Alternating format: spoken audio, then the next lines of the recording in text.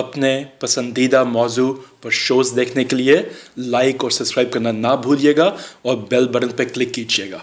अस्सलाम वालेकुम नाज़रीन, आप देख रहे हैं काइट टीवी और मैं हूं आपकी होस्ट माला सुल्तान। नाज़रीन, एक सोची समझी साजिश जिसका आगाज़ डॉन लीग से हुआ, उसके बाद एक सज़ा याफ्ता वज़ीर आज़म की जानिब से मुल्तान एयरपोर्ट पे तकरीर की गई, बाकायदा VIP तकरीर की गई। उसके बाद अब कौम को एक नया स्लोगन दिया जा रहा है, एक नया नारा दिया जा रहा है, और वो नारा ये है कि ये जो दहशतगर्दी है इसके पीछे वर्दी है। क्लियरली ओपनली हमारे जो इदारे हैं, हमारी फ़ौज को टारगेट किया जा रहा है। इस हवाले से हमने प्रोग्राम में बात करने के लिए दावत दिया है मियां वहीद अहमद को, जो कि गवर्नर पंजाब के कोऑर्डिनेटर हैं। इनसे पूछते हैं कि इनसे निमटने के लिए PTI हुकूमत ने इनका क्या तैयारी है, क्या इनको पकड़ा नहीं जाएगा? ये जो क्लियरली मुल्क दुश्मनी सामने आ रही है, इस हवाले से ये लोग, इनकी काविशें किस तरह से चल रही हैं? मियां साहब, सबसे पहले तो आपको खुशामदीद कहूँगी शो में। मियां साहब बताइएगा, ये जो अब ओपनली अपोजिशन की जानिब से फ़ौज को, हमारे इदारों को टारगेट किया जा रहा है, इस हवाले से आप लोग क्या हिकमत अमली अपनाएंगे? बिस्मिल्लाहिर्रहमानिर्रहीम।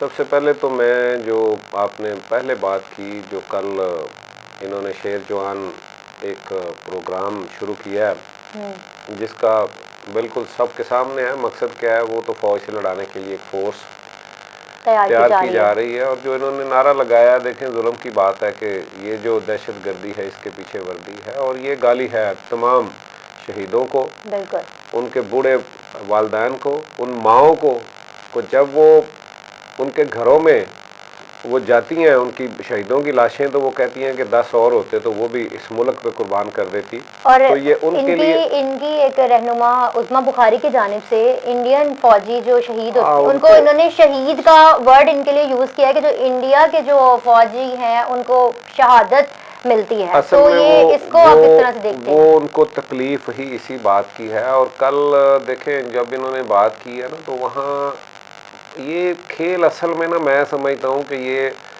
पिछले 70 साल से ये खेला जा रहा है, ये आज का नहीं है। और इसमें खाली हमारी हुकूमत नहीं, PTI की बात नहीं है। मैं समझता हूँ कि इस पे अगर पहले दिन से, क्योंकि मैं अक्सर ये आपके साथ प्रोग्रामों में ये कह चुका हूँ कि ये हमारे अदारों की, हमारी हुकूमतों की कमज़ोरी रही कि जितने गद्दार, जितने इस मुल्क के साथ जिन लोगों ने जुल्म किया, उनको पकड़ा भी गया, उन पर मुकदमे भी बने, लेकिन उनको छोड़ दिया गया। और इसीलिए हर बंदा जिसके मुंह में जो बात आती है, वो बगैर सोचे समझे जो बात कर देता है, उसे पता है कि इसके बाद तो मैं बड़ा लीडर बन जाऊंगा। आपने देखा कि इल्ताफ हुसैन, एक ज़माना था कि पूरे का पूरा शहर जो है ना वो बंद हो जाता था, एक कॉल पे लोग इकट्ठे हो जाते थे, जबकि सबको पता कि वो कातिल है, वो बदमाश है, वो क्या कर रहा है। वो मुल्क दुश्मन था, लेकिन क्या किया, उसके साथ कुछ नहीं हुआ। इसी तरह जो बातें जो है ना वो दूसरे सूबों से होती रहीं। और आपने देखा बलोचिस्तान के अंदर ये जो मरियम साहबा इस वक्त, और बड़े दुख की बात है, मैं कहाँ से बात, मुझे तो समझ नहीं आ रही कि मैं क्या बात करूं कि भी कायद के मज़ार पे बाप की बेइज्जती करके, इस कौम के बाप की वहाँ पे इंसल्ट करके, उसकी तौहीन करके, वहाँ पे मादरे मिल्लत के नारे लगाए जा रहे हैं। कल तक आप उन्हें भी, और मुझे इस बात की समझ नहीं कि वहाँ मादरे मिल्लत के नारे क्यों लग रहे हैं। असल में मादरे मिल्लत से कहा जा रहा है, और शर्म करें कुछ। मैं इस पे और इससे ज़्यादा कुछ नहीं कहना चाहता। ये कर क्या रहे हैं, इनको पता नहीं है। ये जमहूरियत की बात करते हैं, ये बात कहते हैं कि जी इस वक्त सबसे बड़ी दहशतगर्दी जमहूरी लीडरों के साथ। और आपको जमहूर का और जमहूरियत के तो मानों का नहीं पता। ये जमहूर का अगर लोगों को समझा दें, और हमारे वोटरों को जब तक समझ नहीं आएगी कि हम कहाँ खड़े हैं, ये जमहूर हमसे है और ये जमहूर के साथ हो क्या रहा है, और ये कहा दहशतगर्दी है, ये सिर्फ इस बात पे कि बख्तरबंद गाड़ी पे शहबाज शरीफ साहब आए हैं। अच्छा, जो आटा चोर है, जो चीनी चोर है, जो अपने बच्चों के लिए थोड़ा सा लेके जाता है, उसके साथ कभी आपने वो गाड़ियां देखी हो, जो वैन है जिसपे वो कैदियों की है। अगर ये बड़ी किसी पार्लियामेंट के मेंबर की, किसी MNA की, किसी की बड़ी वहाँ पे बात करने वाली है, तो जो जमशेद दस्ती के साथ हुआ है वो आप लोगों से कुछ ढका छुपा है कि उसको कैसे लेके जाते रहे। वो रोता रहा है कि जी मेरी सिस्टर को कैंसर है, खुदा के लिए मुझे उसके लिए जो है ना वो वक्त, लेकिन आप लोगों ने मारा भी उसे, उसके साथ जो किया, जो इमरान खान को जब आप जेल लेके गए हैं तो उसकी किताब पढ़ के देखे कि किस गाड़ी में लेके गए, किस तरह जलील करते लेके गए। और आज इन बदमाशों को हराम की कमाई हुई उन लैंड क्रूजरों पे ये जाते हैं, और ये इससे बड़ा जुल्म और क्या है। और ये सारी की सारी बातें, और इसी तरह ये जो इस वक्त जमहूरियत की चैंपियन बन के निकली है, जो हमारी मुजरम है, और मैं अपने हुकूमत से और अदारों से ये बात करना चाहता हूँ, ये बाप बेटी दोनों मुजरम हैं और ये समझ के बात करनी चाहिए इन्हें। एक इलाज के लिए गया, वापस नहीं आया, दूसरी यहाँ पे सियासत चमका रही है, अदारों के खिलाफ बात कर रही है, फौज के खिलाफ कौम को लड़ाने की बातें कर रही है। तो और एक्शन क्यों नहीं ले रही है? मैं वो बात आप देखें कि उसने किया क्या है। बलोचिस्तान के उधर कोयटा के जलसे के अंदर जो उसने जिन लोगों की तस्वीरें पकड़ी हुई हैं, और नून लीग वालों ये डुबो देगी आपको। ये मुल्क के तो दुश्मन है। अय्याज सादिक से जो बयान दिलवाया कि इससे बड़ी दुश्मनी और क्या हो सकती है, जो मुहब्बे वतन है वो छोड़ जाएंगे।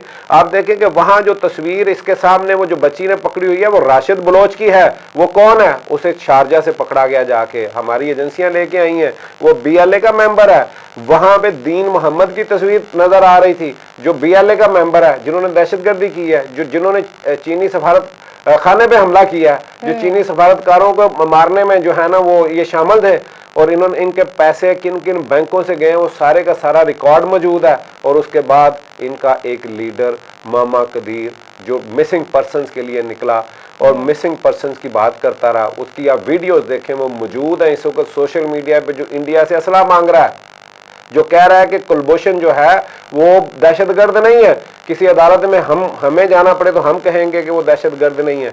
मियां साहब उसके लिए कहते हैं कि वो दहशतगर्द नहीं है मामा कदीर। ये सारी की सारी चीजें आप कड़ियां मिलाएं, ये करने क्या जा रहे हैं। और फिर एक और बात, आके एक बंदा कोई ऐसी बात करता है, कहता है जी ये तो स्लिप ऑफ टंग थी, ये तो ऐसे बात निकल गई। अच्छा चले, मैं समझता हूँ कि वहां पे वो अवैस नूरानी का इस वक्त मुझे कहने देंगे वो रूहानी बाप उस वक्त स्टेज पे बैठा हुआ था, बड़ा लीडर बनता है वो बैठा हुआ था। मरियम नवाज कल वजीर आजम के ख्वाब देखने वाली वहां मौजूद थी।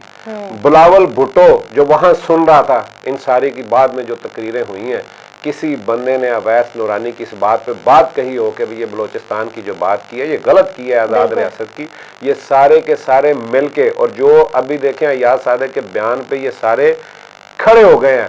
और आप देखें कि मियां नवाज शरीफ ने, और मैं तो हैरान हूँ, अपनी कौम पे हैरान हूँ, नून लीग वालों आप पे हैरान हूँ। वो कायदे आज़म सानी कहते हो, और शर्म करो यार, कायदे आज़म से मिला रहे हो उस बंदे को। लेकिन अय्याज सादिक के बयान के बाद अवाम का रद्देअमल खासा अवाम का रद्देअमल, लेकिन नून लीग के लोगों को सोचना चाहिए। दो कौमी नजरिए पे जिसपे आपका मुल्क बना, कायदे आज़म की तकरीरें निकाले, क्या कहा उसने? उनके मुंह पे कहा है कि तुम्हारा हमारा कल्चर, तुम्हारा हमारा मजहब, तुम्हारा इबादत का हमारा इबादत का, हर चीज का तुम्हारा हमसे तरीका जुदा है, हम जुदा हैं, हमारा आपसे नहीं मिलता। दो कौमी नजरिए की बात की है। और ये क्या कहता है कि जी ये एक सरहद आ गई है दरमियान में, बाकी तो हमारा कल्चर भी एक है, हमारे खाते भी वही हैं, हमारा सारा काम ही वही है, आप भी उसी की पूजा करते हैं, हम भी उसी की पूजा करते हैं। और शर्म करें, ये हमारे लिए शर्म की बात है पूरी कौम के लिए कि ये बंदा 3 मरतबा हमारा वजीर आज़म रहा है, इसे लीडर कहते हैं आप। और कभी आप उसे खमीनी साहब से मिलाते हैं। और शर्म करें यार, खमीनी साहब की बात करते हैं आप, उनकी पौ के खाक के बराबर नहीं है। इतने बड़े जो अय्याज सादिक का बयान आया, इतने बड़े लीडर से कभी आप नेल्सन मंडेला से मिलाते हैं। आप लोग एक दिन भी इस मुल्क के लिए, इस कौम के लिए आपने कुछ नहीं किया सिवाय इसके। और मैं हाफिज हुसैन अहमद की बात, कमाल की बात की है। उन्होंने कहा कि मैं अदारों से ये कहता हूं कि आपने पाला है ऐसे आस्तीन के सांपों को। तो उस वक्त एंकर ने कहा आप नवाज शरीफ को, उसने कहा जी मैं बिल्कुल कह रहा हूं कि ये जो बयान दिया है मुल्क मेरा पहले है। और ये बात नून लीग के लोगों को सोचना चाहिए। ये खातून इस वक्त जो निकली है, जो ये बातें कर रही है, इसको बिल्कुल ख्याल नहीं है कि ये क्या करने जा रही है। ये आग और खून का खेल जो यहाँ पे चाह रही है कि किसी तरह अगर हम नहीं तो कोई भी नहीं, इसका तो मकसद ये है। और इसके बाप का भी सारी उम्र यही रहा। ये कहते हैं हमारे पास राज है, हमारे पास ये है। ओ भाई तुम हो कौन? तुम एक काउंसलर का इलेक्शन जीतने के लायक नहीं थे। जिन लोगों ने तुम्हें यहाँ तक पहुंचाया, आज उनके लिए आप क्या क्या बातें कर रहे हो। और आप और देखें इनकी किसी बात का भी, अगर ये, मैं समझता हूँ ये वजीर आज़म की जो कैंडिडेट बनी फिरती है, इसने स्टडी नहीं किया। और जिस बंदे से शाल वो उसे पहना रहा वहां पे, वो सिंध का बहुत बड़ा क्रिमिनल निकला है, जमीनों पे कब्जे, उस पर पर्चे। और इसी तरह जिनकी वो वहां पे बात करके कह रही जी मैं बड़ा रोई हूं उनकी मैंने आपके सामने बातें रख दी हैं। अगर ये कभी भी आज ये जमहूरियत की बात करते हैं, मैं कहता हूँ कि बार बार इन्हें मौका मिला, मियाँ साहब को और बीबी को, मियाँ साहब को और मोहतरमा बेनज़ीर शहीद को मौका मिला था कि अगर ये जमहूरी थे तो ये 8वीं तरमीम पे दोनों इकट्ठे होते। बिल्कुल। ये जब कहते हैं जी हमने वो मिसाके जमहूरियत किया, वो मिसाके जमहूरियत नहीं किया आपने, वो आपने दोनों खानदानों ने अपनी करप्शन बचाने के लिए, जब आपको नजर आया कि एक तीसरी कुव्वत भी यहाँ अब पैदा हो गई है, तो आपने एक जो है ना वो मिसाके जमहूरियत किया। और एक हुकूमत में आप देखा कि दोनों ने मुशर्रफ से हलफ भी लिए और उसके बाद इन लोगों ने क्या किया, इन लोगों ने मिलके रास्ता रोकने के लिए तीसरी कुव्वत का, अपनी करप्शन बचाने के लिए वजारतें बांट ली। ये सारा काम भी हमने देखा। और ये इनका मतलब ये है कि कभी भी इनकी मुखालफत कोई नजरियाती नहीं है, इनकी मुखालफत। इस तरह के बयानात के बाद आपकी हुकूमत का क्या मौक़िफ़ है? आप लोग कौन सी हिकमत अमली अपनाने जा रहे हैं? इस तरह तो मामला हाथ से निकलता जाएगा, इस तरह के बयानात तो डे बाय डे सामने आते जाएंगे, किस तरह से इन्हें कंट्रोल करेंगे? आपने देखा है कि वज़ीर आज़म साहब ने बड़ा वाज़ेह कहा है कि अब का इमरान खान जो आप देखेंगे वो मुख्तलिफ होगा। अब आपने देखा कि वो जो हराम की कमाई की लैंड क्रूजरों पे आते थे, वो बख्तरबंद गाड़ियों पे आए हैं। ठीक है। और जब ये इस तरह की तकलीफ इन्हें पहुंचेगी तो इन्हें पता चलेगा कि जुर्म जो है ना, जेलों को जेल समझ के वहाँ रहें, इनके वहाँ पे रहने के जो अंदाज है। और यहाँ पे तो इनके साथ क्या होता रहा है कि वहाँ पे इनको 1 क्लास और पता नहीं क्या क्या मिलता रहा, और वहाँ से बच्चे पैदा होते रहे इस मुल्क के अंदर। ये कोई ढकी छुपी बात नहीं है। ये काम करके मैं समझता हूं कि हमारी हुकूमतों, हमारे अदारों ने जुल्म किया है और इन बदमाशों को, चोरों को, डकैतों को पाला है आपने। और ये सारे के सारे हम मुजरम हैं इसमें। और ख़ास तौर पे मैं आवाम से बात करता हूं कि आप हमारी बात, हम तो बिल्कुल खड़े हैं। हमें देखें, हमने जो कुछ भी कर रहे हैं अपनी कैपेसिटी के अंदर रह के कर सकते हैं। और इंशाअल्लाह अब मुहिब्बे वतन वो जो नून लीग में हैं, जो बाकी जमातों में सामने आ रहे हैं, तो अल्लाह ने चाहा तो बहुत जल्द आपको जो है ना ये बदला हुआ पाकिस्तान नज़र आएगा। हम इस पे एक तो कंप्रोमाइज़ आप देखें कि अभी ये क्यों निकले, क्यों थे ये PTM बना, क्यों है, जाहिर है पीछे वजह सिर्फ एक है, वो है इमरान खान। उन्होंने नहीं किया इनके साथ कोई, वो जो कहते हैं NRO नहीं दूंगा, मैं नहीं इनसे बात करूंगा, तो नहीं की। वरना लेकिन इन्होंने तो कह दिया ना कि हमारी लड़ाई इमरान खान के साथ नहीं, हमारी लड़ाई तो फौज के साथ है। हाँ जी, वो असल में वो सारी उम्र वो जहाँ से पले हैं उन्हें तो पता है ना कि हमें जो कुछ मिला, जहाँ से मिला उनकी नज़र में तो वही है। उन्हें पता है कि भी वो कहाँ से हो रहा है। और ख्वाजा आसफ का जो फ़ोन है उस पर उसकी बात भी सामने आ गई। बाकी बातें में वो ये प्रेशर बढ़ा रहे हैं कि किसी तरह से इतना ज़्यादा प्रेशर डालो कि किसी ना किसी तरह या तो हमारे साथ हुकूमत बात करे या हमारे साथ जो है ना एस्टेब्लिशमेंट बात करे, नहीं तो कम अज़ कम एस्टेब्लिशमेंट सारा ये निज़ाम ही लपेट दे। अगर हम नहीं तो कोई नहीं, वो उनका मकसद इस वक्त यही है। लेकिन इंशाअल्लाह इस वक्त जो हम कहते हैं कि हमारे अदारे और हुकूमत एक पेज पे है और अल्हम्दुलिल्लाह एक पेज पे हैं और इंशाअल्लाह बेहतरी की तरफ जा रहे हैं।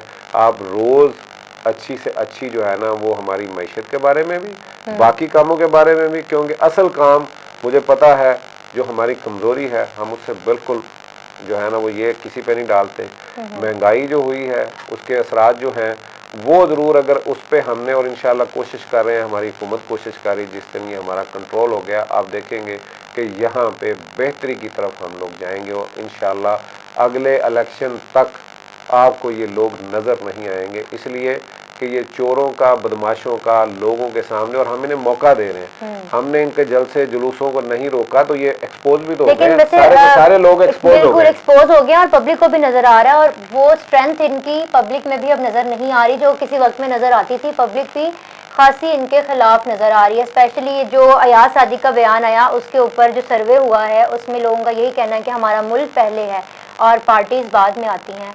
तो इनको अभी मेरे ख्याल में सोच लेना चाहिए, इस तरह के बयानबाजी से बाज आना चाहिए। और उम्मीद करते हैं कि PTI भी अगर आइंदा कोई इस तरह का बयान आता है तो उसके ऊपर सख्त एक्शन लेगी। नाजरीन, आज के प्रोग्राम से फ़िलहाल इतना ही। अपना और अपने प्यारों का ख्याल रखिए। इजाज़त दीजिए। खुदा हाफ़िज़।